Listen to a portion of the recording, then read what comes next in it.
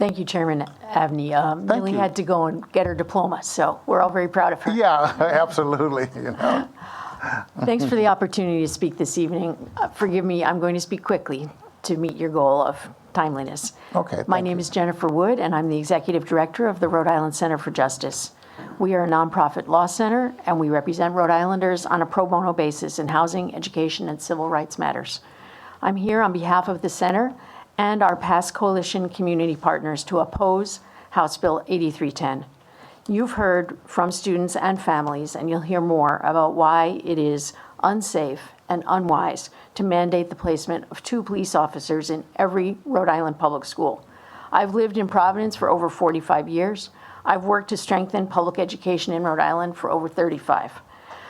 My 3 children grew up here and attended Providence Public Schools. My granddaughter is starting a pre-K program in a public school in New York City this fall. I care deeply, as everyone on all sides of this issue does, about the safety and security of our children. As a mother and grandmother, I am asking you not to mandate 2 police officers in every Rhode Island school, because I am white, but my son and granddaughter are not, and I believe that students of color should be as safe in their schools as white students.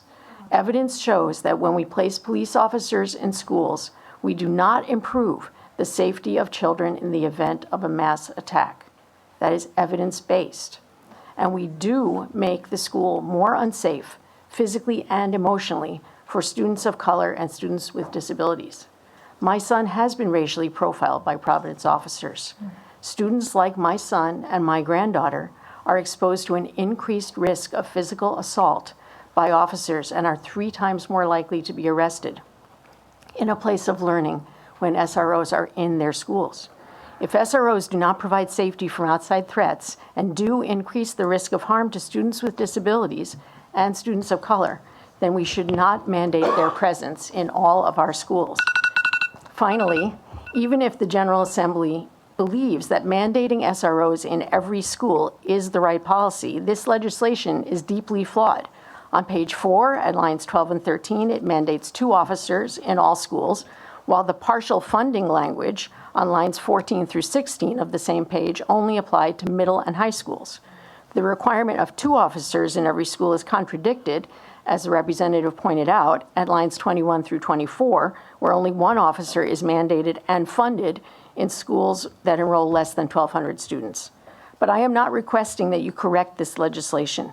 Please listen to the students in the schools and reject this flawed mandate.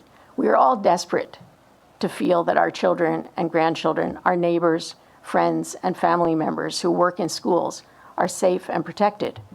But let's not do things just to make ourselves feel better. Please do the things that really protect children and adults in schools. Bring more staff and resources to support them, rather than reacting by implementing a policy that is harmful and does not increase safety. Thank you very much. Thank you for your testimony.